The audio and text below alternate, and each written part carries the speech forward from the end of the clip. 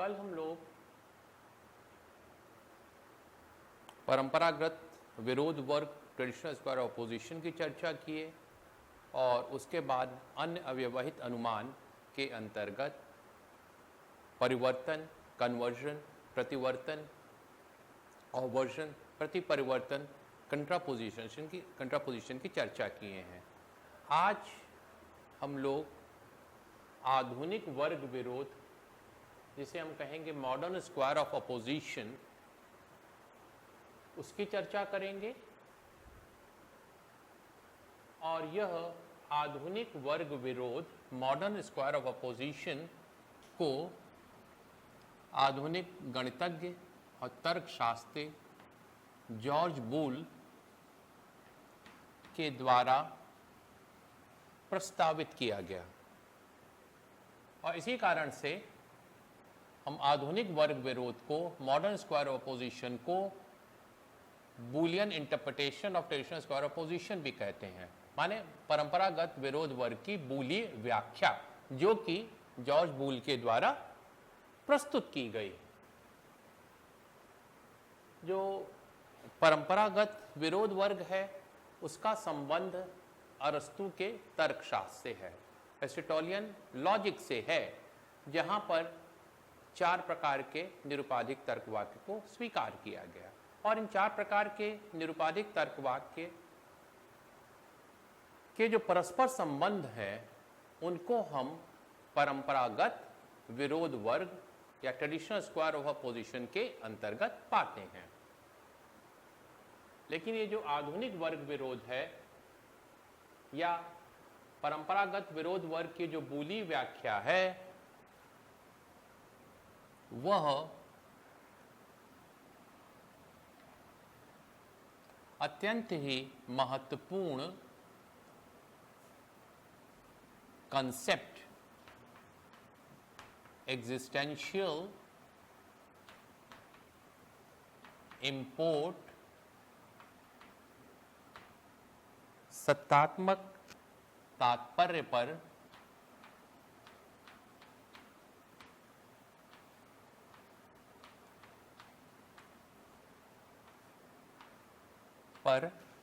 आधारित है।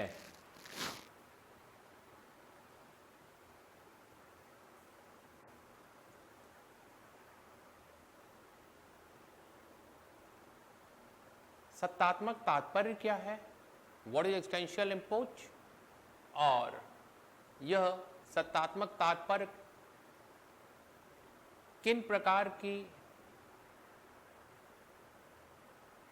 प्रकार के तर्क वाक्यों में पाया जाता है, हम इसे समझने का प्रयास करेंगे।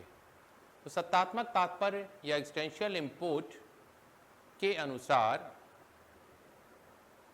जो उद्देश्य का वर्ग है वह रिक्त अथवा शून्य नहीं हो सकता है। अर्थात यदि किसी तर्क वाक्य में सत्तात्मक तात्पर्य है तो इसका अर्थ यह होगा कि कम से कम उद्देश्य के वर्ग में एक सदस्य तो अवश्य पाया जाएगा। जैसे कुछ विशिष्ट या विशेष तर्क वाक्य होते हैं। उदाहरण, मेरी मेज पर पुस्तक रखी है, तो यहां पर मेज का अस्तित्व स्वतः सिद्ध हो जाता है। और इसी प्रकार से अगर हम अंशव्यापी तर्क वाक्य की बात करें, जैसे कुछ सैनिक बहादुर हैं, सम सोल्जर्स आर ब्रेव, या फिर कुछ दार्शनिक कवि नहीं है, वो तर्क वाक्य, सम फिलोसोफर्स आर नॉट पोएट, तो यहाँ पर जो उद्देश्य का वर्ग है, जैसे आई तर्क वाक्य में सैनिक, वह शून्य अथवा रिक्त नहीं हो सकता है। और उसी प्रकार से वो तर्क वाक्य में उद्देश्य का वर्ग जो दार्शनिक है वह कदापि रिक्त नहीं हो सकता। कहने का आशय यह है कि कम से कम एक व्यक्ति तो ऐसा होना चाहिए आई तर्क वाक्य उदाहरण में जो कि सैनिक है और साथ ही साथ में वह बहादुर है। और इसी प्रकार से वो तर्क वाक्य का जो हमने उदाहरण लिया, कुछ दार्शनिक कवि नहीं है, तो इसका आशय यह है कि कम से कम एक व्यक्ति ऐसा होना चाहिए जो कि दार्शनिक तो हो किंतु उसमें कवित्व का गुण ना हो। अतः सत्तात्मक तात्पर्य यदि किसी तर्क वाक्य में पाया जाता है तो इसका अर्थ यह हुआ कि वह एक विशेष प्रकार के पदार्थ की सत्ता का कथन करता है। जैसा अभी हमने कहा कि अंशव्यापी तर्क वाक्यों में अर्थात आई और ओ तर्क वाक्यों में सदैव सत्तात्मक तात्पर्य पाया जाता है, तो परंपरागत विरोध वर्ग जो कि उपाश्रयण संबंध को, सबऑल्टरनेशन रिलेशनशिप को स्वीकार करता है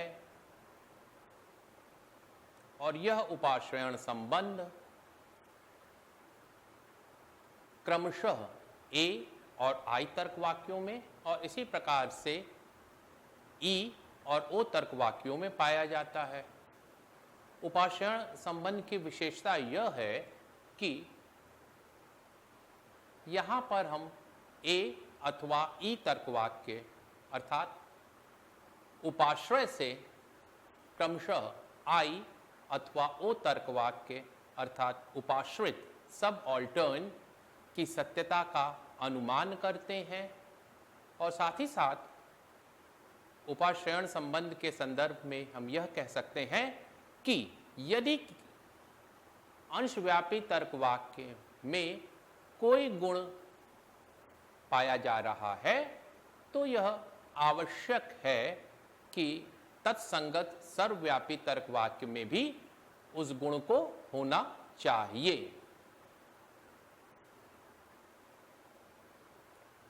यदि कुछ सैनिक बहादुर हैं, इसमें सत्तात्मक तात्पर्य है और जिसे हम सभी सैनिक बहादुर हैं ए तर्क वाक्य से निश्चित करते हैं, तो हमें यह कल्पित करना पड़ेगा कि अवश्य ही इस ए तर्क वाक्य में सत्तात्मक तात्पर्य है अर्थात उद्देश्य का वर्ग रिक्त नहीं है। कम से कम एक व्यक्ति ऐसा है जो कि सैनिक है और जिसमें बहादुरी का गुण है। यह एक पूर्व मान्यता है परंपरागत विरोध वर्ग की कि वह सभी प्रकार के निरुपाधिक तर्क वाक्यों में सत्तात्मक तात्पर्य की कल्पना करता है।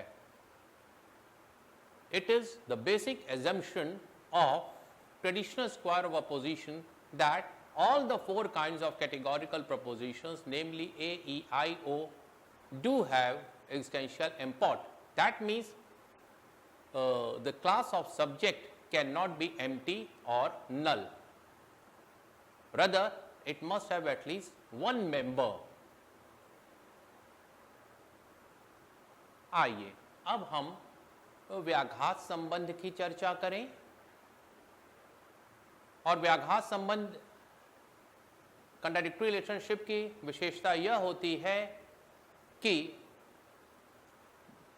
यहां पर एक तर्क वाक्य सत्य होता है तो उससे दूसरे तर्क वाक्य की असत्यता तार्किक रूप से निःसृत होती है। अर्थात एक तर्क वाक्य के सत्य होने पर दूसरा तर्क वाक्य निसंदेह असत्य होगा।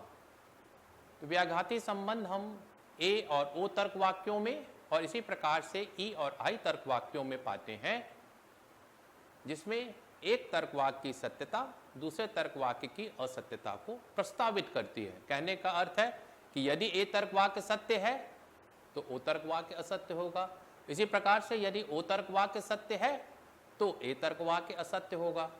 और ऐसा ही कुछ हम ई और आई तर्क वाक्यों के बीच में भी पाएंगे, जहां पर व्याघाती कंट्राडिक्टरी रिलेशनशिप है।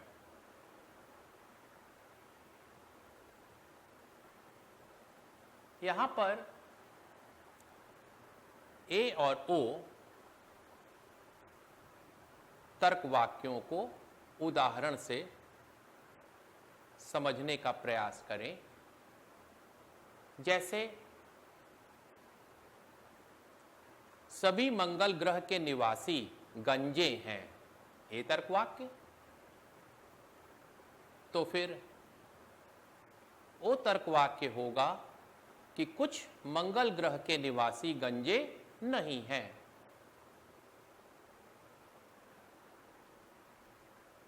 यदि हम ऐसी परिस्थिति की कल्पना करें कि मंगल ग्रह निर्जन है, अर्थात मार्स प्लैनेट पे कोई व्यक्ति रहता ही नहीं है, तो क्या होगा? तो निश्चित तौर पर यह दोनों तर्क वाक्य, सभी मंगल ग्रह के निवासी गंजे हैं और ये तर्क वाक्य, और कुछ मंगल ग्रह के निवासी गंजे नहीं हैं, वो तर्क वाक्य, दोनों ही असत्य हो जाएंगे। तो फिर ऐसी स्थिति में व्याघाती संबंध खंडित हो जाएगा। आधुनिक तर्कशास्त्री परंपरागत विरोध वर्ग के 4 संबंधों में से केवल व्याघाती संबंध को ही स्वीकार करते हैं, कंट्राडिक्टरी रिलेशनशिप को ही एक्सेप्ट करते हैं, और रिमेनिंग जो 3 काइंड्स ऑफ रिलेशनशिप है, कॉन्ट्ररी विपरीत, सब कॉन्ट्ररी विरुद्ध, सब ऑल्टरनेशन उपाश्रयण संबंध का खंडन करते हैं।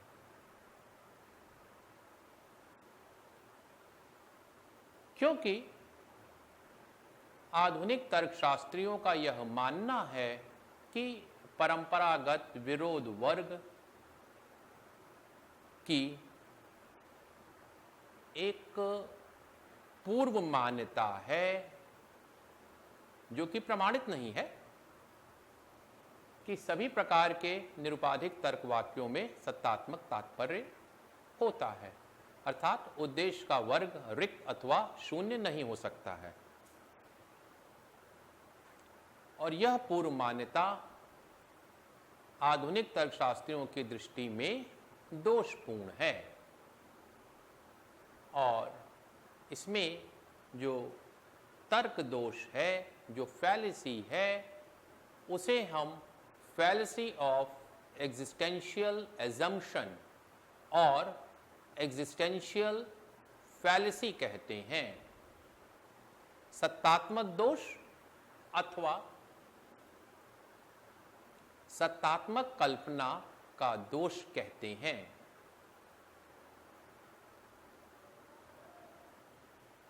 अतः आधुनिक तर्कशास्त्री केवल व्याघात संबंध को स्वीकार करते हैं, और जो अन्य अव्यवहित अनुमान के अंतर्गत परिवर्तन में केवल ई और आई तर्क वाक्य ही परिवर्तन को स्वीकार करते हैं, और ए का जो परिमित या सीमित परिवर्तन होता है वह उन्हें मान्य नहीं है।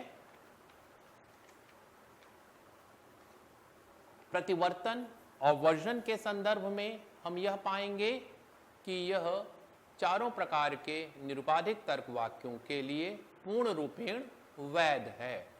It is perfectly valid for all 4 kinds of categorical propositions, whereas conversion is acceptable only for E and I proposition, and therefore conversion by limitation of A proposition is rejected.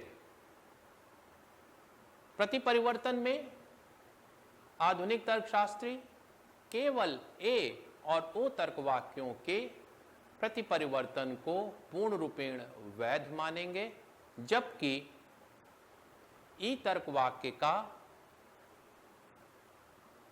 ओ तर्क वाक्य में परिमित अथवा सीमित प्रतिपरिवर्तन, contraposition by limitation of E proposition into O proposition, उन्हें मान्य नहीं होगा। आधुनिक वर्ग विरोध को हम इस प्रकार से प्रस्तुत कर सकते हैं।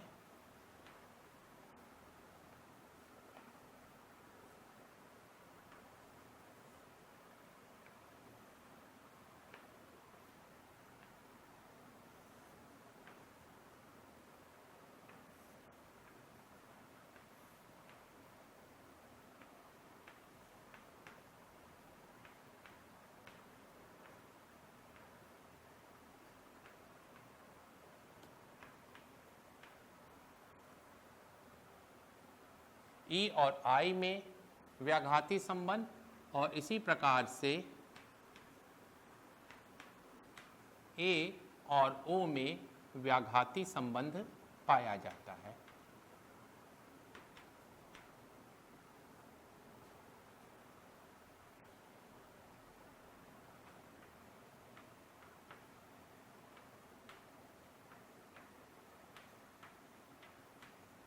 आधुनिक वर्ग विरोध, जो कि जॉर्ज बूल के द्वारा प्रस्तुत किया गया।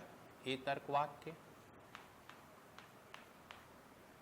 S P bar is equal to 0, O तर्क वाक्य S P bar is not equal to 0, E तर्क वाक्य S P is equal to 0 और आई तर्क वाक्य हो जाएगा S P is not equal to 0।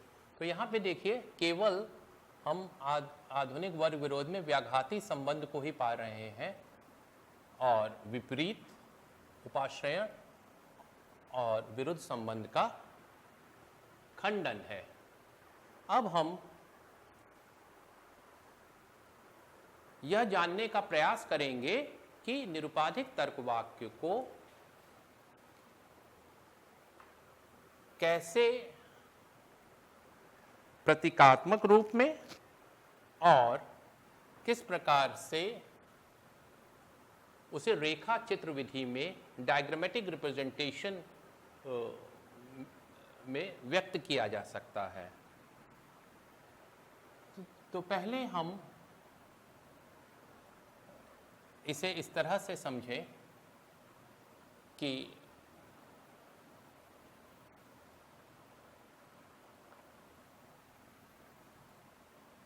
दो हमने वृत्त लिया, एक तो उद्देश्य या सब्जेक्ट का सर्कल है और दूसरा प्रेडिकेट या विधेय का सर्कल है। Correct?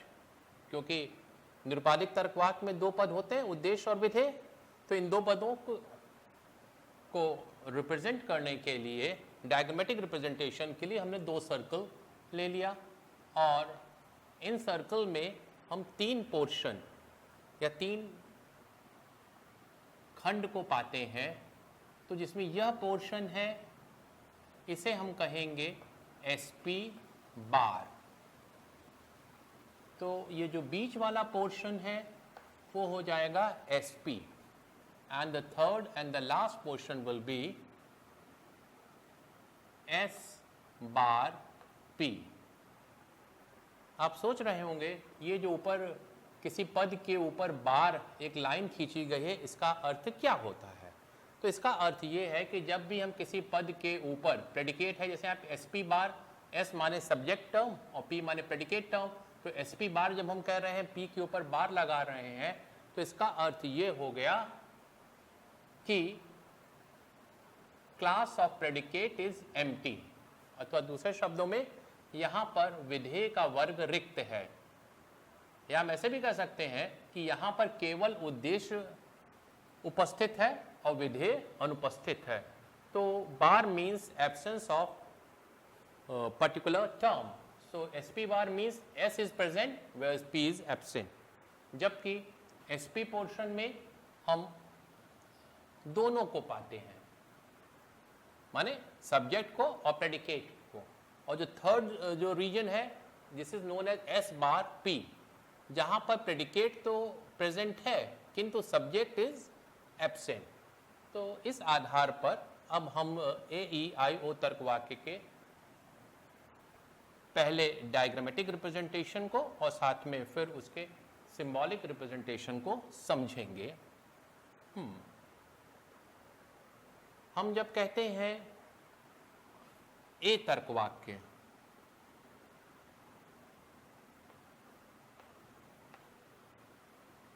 All S is P, तो इसका अर्थ क्या हुआ? इसका अर्थ यह हुआ कि उद्देश्य के वर्ग का सभी सदस्य विधेय के वर्ग का सदस्य है। Each and every member of the class of subject is also a member of the predicate। या दूसरे शब्दों में उद्देश्य का वर्ग पूर्ण रूपेण विधेय के वर्ग में अंतर्निहित है। The class of subject is completely included in the class of predicate। तो अगर डायग्राम में हम देखें वह पोर्शन जहां पर उद्देश्य पूर्ण रूपेण विधेय में निहित हो,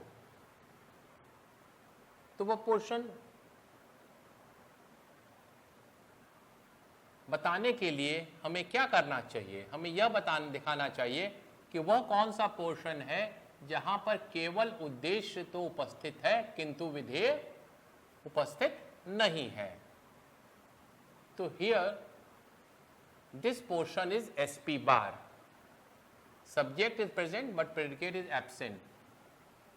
और एक चीज और, जब हमें यह बताना होता है कि कोई क्षेत्र में कोई भी सदस्य नहीं है या वह क्षेत्र रिक्त है, तो हम क्या करते हैं? उस पर्टिकुलर पोर्शन को शेड कर देते हैं, छायाकृत कर देते हैं। अभी हम एग्जाम्पल से समझेंगे कि ये ए तर्क वाक्य है और इसका डायग्रामेटिक रिप्रेजेंटेशन कर रहे हैं SP।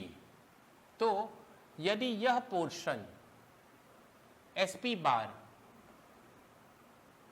रिक्त हो तो ये बात इंश्योर हो जाएगी इजीली कि all the member of subject are also the member of predicate. तो इस बात को इंश्योर करने के लिए, सुनिश्चित करने के लिए इस पोर्शन को हमने शेड कर दिया और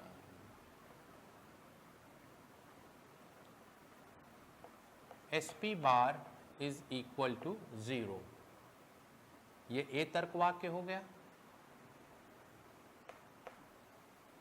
ई तर्क वाक्य, नो S इज P, इसका सिंबलाइजेशन हो जाएगा SP इज इक्वल टू 0 और इसके डायग्रामेटिक रिप्रेजेंटेशन के लिए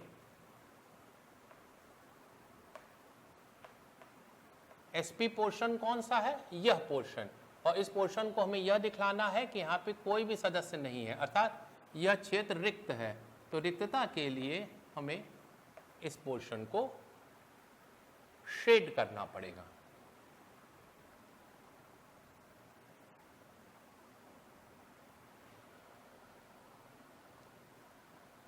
आई तर्क वाक्य, सम S इज P। जैसा कि हम जानते हैं E और I तर्क वाक्य में व्याघाती संबंध होता है, कंट्राडिक्टरी रिलेशनशिप होता है। तो अगर E को हमने SP इज इक्वल टू 0 कहा है तो I तर्क वाक्य को हमें क्या कहना पड़ेगा? SP is not equal to 0। और इसके डायग्रामेटिक रिप्रेजेंटेशन के लिए नॉट इक्वल टू 0 के लिए SP रीजन में हमने X डाल दिया और इसको हम इस तरह से रीड आउट करेंगे कि कम से कम SP रीजन में एक सदस्य X है जो कि दोनों में पाया जाता है। कम से कम एक X ऐसा है जो कि उद्देश्य और विधेय दोनों से संबंधित है। अर्थात यह पोर्शन रिक्त नहीं है। आई तर्क वाक्य हो गया। और अंत में ओ तर्क वाक्य, सम एस इज नॉट पी। इसका जब सिम्बलाइजेशन होगा तो जैसा कि हम जानते हैं ए और ओ में व्याघात संबंध है, तो ए को हमने कहा S P bar is equal to 0। यह दिखा रहे हैं कि कोई भी उद्देश्य के वर्ग का ऐसा सदस्य नहीं है जो कि विधेय के वर्ग का सदस्य नहीं है। इस बात के लिए हमने इसको शेड किया। तो अब हमको यह बताना है सम एस इज नॉट पी, इसका मतलब कम से कम एक उद्देश्य के वर्ग का सदस्य ऐसा है जो कि विधेय के वर्ग का सदस्य नहीं है। तो इस क्षेत्र में हमें x डालना पड़ेगा, और ये x रखने का अर्थ हुआ कि कम से कम एक सदस्य उद्देश्य के वर्ग का ऐसा है जो कि विधेय के वर्ग का सदस्य नहीं है।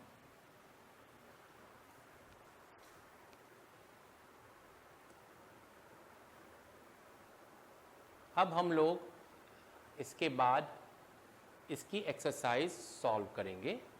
अब हम लोग निरुपाधिक तर्क वाक्य कैटेगोरिकल प्रपोजिशन से जो संबंधित एक्सरसाइजेस हैं उनको हम लोग समझने का प्रयास करेंगे। कुछ प्रश्नों को हम पिक एंड चूज में लेके आएंगे और जो रिमेनिंग क्वेश्चंस हैं उसको आपको खुद प्रैक्टिस करना होगा।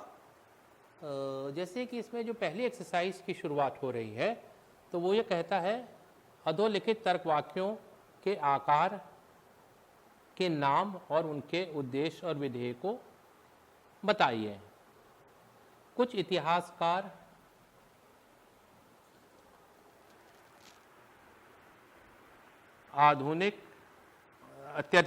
मौलिक लेखक होते हैं और जिनकी कृतियां प्रथम श्रेणी के उपन्यास जैसे होती हैं।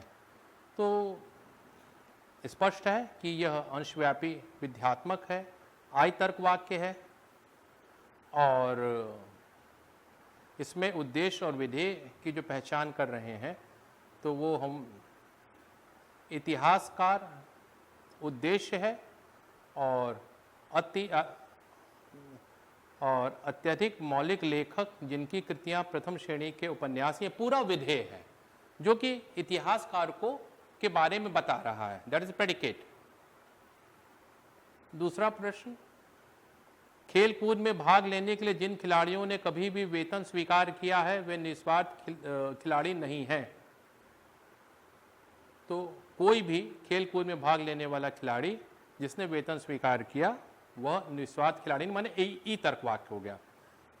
सर्वव्यापी निषेधात्मक और उद्देश्य इसमें क्या होगा, खेल कूद में भाग लेने वाले खिलाड़ी जिन्होंने वेतन स्वीकार किया, ये पूरा इतना उद्देश्य है।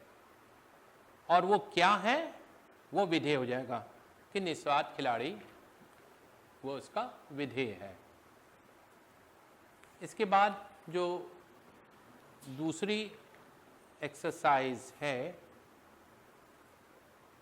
वह परंपरागत विरोध वर्ग पर आधारित है, जहां हमने यह देखा था कि किस प्रकार से इससे 8 वैध निष्कर्ष को हम अन्य अव्यवहित अनुमान की प्रक्रिया से पाते हैं। मैं एक प्रश्न पढ़ता हूं। अधोलिखित तर्क वाक्यों में प्रत्येक समूह में यदि प्रथम तर्क वाक्य को सत्य या असत्य मान ले तो शेष अन्य तर्क वाक्यों के सत्य या असत्य के बारे में क्या अनुमान किया जा सकता है। तो चलिए पहले एक्सरसाइज में हमने कहा कि सभी सफल प्रशासक बुद्धिमान व्यक्ति होते हैं। तो ये क्या तर्क वाक्य हुआ, सर्वव्यापी विध्यात्मक, यूनिवर्सल अफर्मेटिव या ए प्रपोजिशन। तब देखिए यदि ए प्रपोजिशन ट्रू है तो कोई सफल प्रशासक बुद्धिमान व्यक्ति नहीं होता, तो ये क्या हो जाएगा, असत्य हो जाएगा, क्योंकि ए और ई में विपरीत संबंध होता है।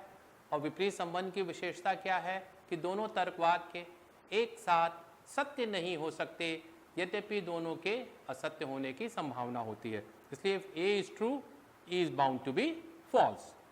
कुछ सफल प्रशासक बुद्धिमान व्यक्ति हैं, ये सत्य तर्क वाक्य होगा, आई तर्क वाक्य है। उसका जस्टिफिकेशन, क्योंकि ए ट्रू है तो आई भी ट्रू होगा, क्योंकि इन दोनों के बीच में उपाश्रयण संबंध, सब ऑल्टरनेशन रिलेशनशिप पाया जा रहा है। और कुछ सफल प्रशासक बुद्धिमान व्यक्ति नहीं है, माने ओ तर्क वाक्य, तो ए तर्क वाक्य सत्य है तो वो क्या होगा, असत्य।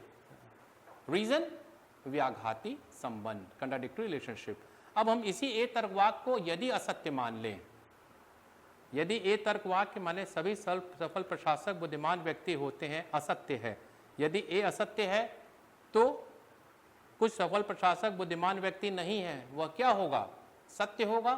कारण, व्याघाती संबंध, कंट्राडिक्टरी रिलेशनशिप। और जो रिमेनिंग जो दो प्रपोजिशंस हैं, कोई सफल प्रशासक बुद्धिमान व्यक्ति नहीं है ई, और कुछ सफल प्रशासक बुद्धिमान व्यक्ति हैं, वह असत्य हो जाएगा।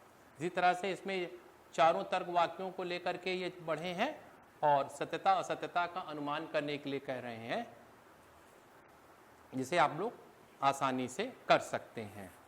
अब जो इसके बाद की एक्सरसाइज है किताब में, उसमें हम अन्य अव्यवहित अनुमान को पहले पाते हैं, जिसमें पहली एक्सरसाइज जो है वह परिवर्तन, कन्वर्जन पे आधारित है। दूसरी एक्सरसाइज प्रतिवर्तन और वर्जन पे आधारित है, और तीसरी एक्सरसाइज कंट्रापोजिशन, प्रति परिवर्तन पे आधारित है। इसके भी हम कुछ एक आध दो प्रश्नों को देखते हैं और फिर बाकी सवाल आप लोग खुद अपने आप से अभ्यास करेंगे, प्रैक्टिस करेंगे। अधोलिखित तर्क वाक्यों के परिवर्तित वाक्य बतलाइए। We are doing conversion. पहला प्रश्न पहली एक्सरसाइज का पहला प्रश्न, कोई ऐसे व्यक्ति जो दूसरों का ध्यान रखते हैं, ऐसे लापरवाह चालक नहीं जो यातायात के नियमों पर ध्यान नहीं दे। तो सबसे पहले हमको क्या करना चाहिए कि हमें तर्क वाक्य पहचानना चाहिए, ए ई आई ओ में कौन सा तर्क वाक्य है। उसके बाद अगला कार्य क्या होगा, हमें उद्देश्य और विधेय को सही ढंग से समझना पड़ेगा, पहचानना पड़ेगा, अन्यथा निरुपाधिक तर्क वाक्य पे जो आधारित प्रश्न है वह गलत हो जाएंगे। तो ई तर्क वाक्य है सर्वव्यापी निषेधात्मक, और उद्देश्य क्या है, ऐसे व्यक्ति जो दूसरों का ध्यान रखते हैं, यह उद्देश्य है। फिर ऐसे लापरवाह चालक नहीं जो यातायात के नियमों पर ध्यान नहीं दें। तो परिवर्तन में हम उद्देश्य के स्थान पर विधेय और विधेय के स्थान पर उद्देश्य को लाते हैं, ये तो आपको मालूम ही है। तो कोई लापरवाह चालक जो यातायात के नियमों पर ध्यान नहीं देते, ऐसे व्यक्ति नहीं जो दूसरों का ध्यान रखते हैं। तो दूसरा प्रश्न, वेस्ट पॉइंट के सभी स्नातक संयुक्त राज्य अमेरिका की सेना में कमीशन प्राप्त अफसर हैं। तो ये ए तर्क वाक्य है। ए तर्क वाक्य का परिवर्तन किस में होता है, आई तर्क वाक्य में, परिमित या सीमित परिवर्तन। तो इसमें वेस्ट पॉइंट के स्नातक उद्देश्य है और संयुक्त राज्य अमेरिका की सेना में कमीशन प्राप्त अफसर यह विधेय है। तो इसका जब हम परिवर्तन करेंगे तो कह देंगे कुछ संयुक्त राज्य अमेरिका की सेना में कमीशन प्राप्त अफसर वेस्ट पॉइंट के स्नातक हैं।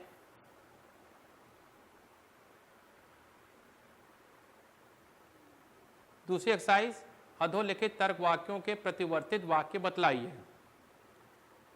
विद्यालय के कुछ खिलाड़ी पेशेवर खिलाड़ी हैं, माने ये आई तर्क वाक्य है, इसका हमें प्रतिवर्तन करना है। तो कुछ विद्यालय के खिलाड़ी अपेशेवर खिलाड़ी नहीं हैं, आई का ओ में हो जाएगा। कुछ पादरी मद्य त्यागी नहीं होते हैं, वो तर्क वाक्य है, इसका प्रतिवर्तन करना है तो हम कहेंगे कुछ पादरी अमद्य त्यागी होते हैं। अगला प्रश्न, कोई प्रतिभाशाली व्यक्ति अनुयायी नहीं होता। ई तर्क वाक्य है, ई का किस में होगा, ए में, सभी प्रतिभाशाली व्यक्ति अनुयायी होते हैं। थर्ड एक्सरसाइज, अधोलिखित तर्क वाक्यों के प्रति परिवर्तित रूप बतलाइए। सभी पत्रकार निराशावादी होते हैं, तो इसका प्रति परिवर्तित रूप क्या होगा, सभी अनिराशावादी अपत्रकार होते हैं, कुछ अनागरिक अनिवासी नहीं हैं। तो इसका प्रतिपरिवर्तित रूप क्या होगा? कुछ निवासी नागरिक नहीं हैं। अब इसके बाद की जो एक्सरसाइज है वह इंटरेस्टिंग भी है और साथ ही साथ में थोड़ी डिफिकल्ट है, ज़्यादा नहीं, थोड़ी डिफिकल्ट है। और इसमें किया गया है कि कोई एक तर्क वाक्य सत्य बतला दिया गया है और उस आधार पर हमसे यह पूछा जा रहा है कि अन्य प्रकार के जो तर्क वाक्य हैं प्रश्न के रूप में वे सत्य हैं, असत्य हैं या अनिश्चित हैं। हम यह बताना चाहेंगे कि इस एक्सरसाइज को सॉल्व करने में हमें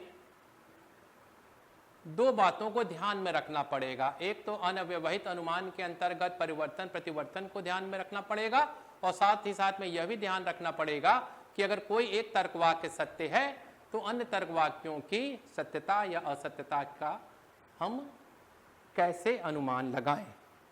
चलिए,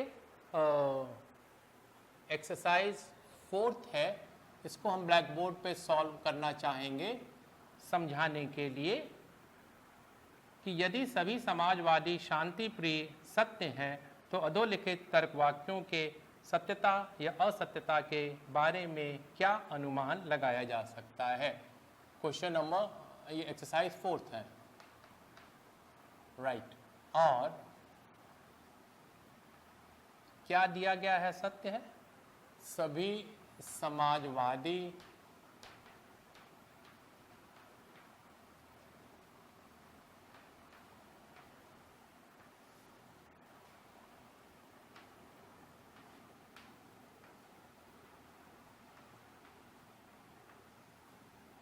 शांति प्रिय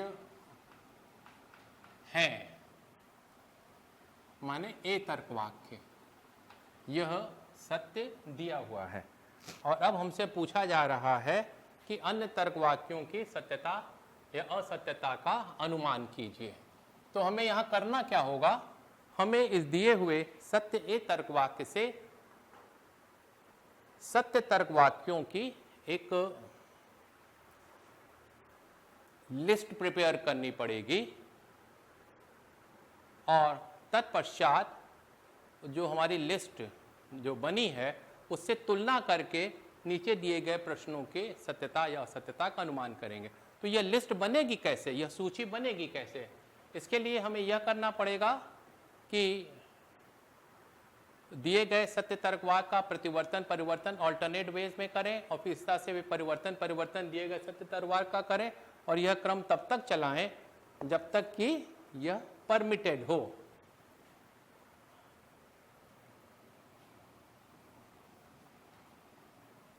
शुरुआत हम चलिए प्रतिवर्तन परिवर्तन से कर रहे हैं। पहले प्रतिवर्तन करेंगे, फिर परिवर्तन, फिर प्रतिवर्तन परिवर्तन, ऑवर्जन कन्वर्जन जब तक कि परमिटेड है और उसके बाद फिर कन्वर्जन ऑवर्जन जब तक परमिटेड है। सभी समाजवादी शांति प्रिय सत्य हैं, तो इसका प्रतिवर्तित रूप हो जाएगा कोई समाजवादी अशांति प्रिय नहीं है।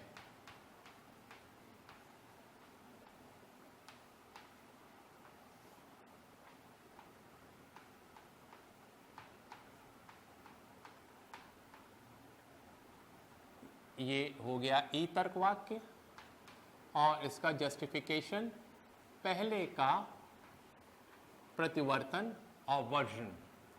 नेक्स्ट टर्न हमारा परिवर्तन का है, तो कोई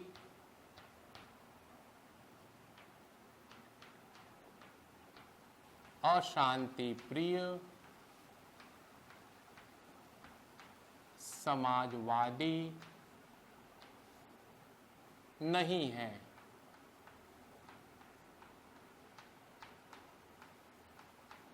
ई तर्क वाक्य, कोई अशांति प्रिय समाजवादी नहीं है।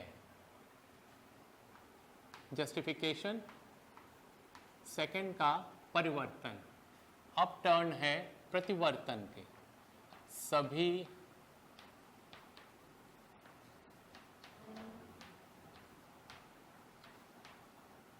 अशांति प्रिय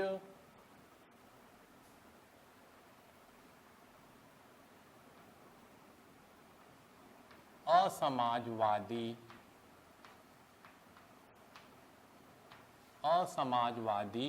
हैं। ई का प्रतिवर्तन ए में होगा, तीसरे का प्रतिवर्तन ऑवर्जन। नेक्स्ट स्टेप है परिवर्तन का। परिवर्तन हमें किसका करना है? ए तर्क वाक्य का। ए तर्क वाक्य का परिवर्तन किस में होगा? आई में। तो हम कहेंगे कुछ असमाजवादी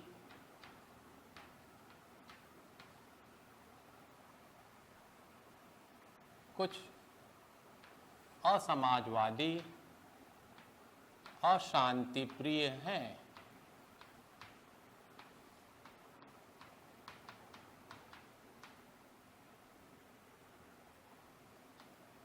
चौथे का सीमित परिवर्तन।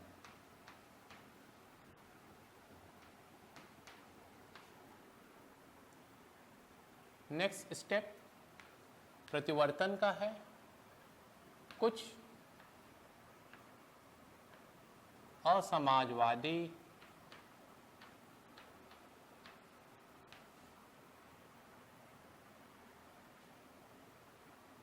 शांति प्रिय नहीं है,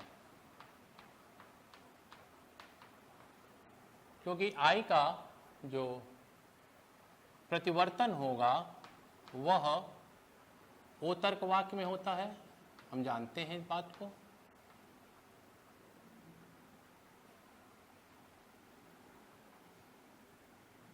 अब हमारे पास ओ तर्क वाक्य है, ओ तर्क वाक्य का परिवर्तन करना है, लेकिन ओ तर्क वाक्य का परिवर्तन संभव नहीं है, तो प्रक्रिया यहीं पर रुक गई, process stop. Now we are going to do conversion or version। तो पहले सभी समाजवादी शांति प्रिय हैं, इसका हम परिवर्तन करें तो हमें क्या मिलेगा? कुछ शांति प्रिय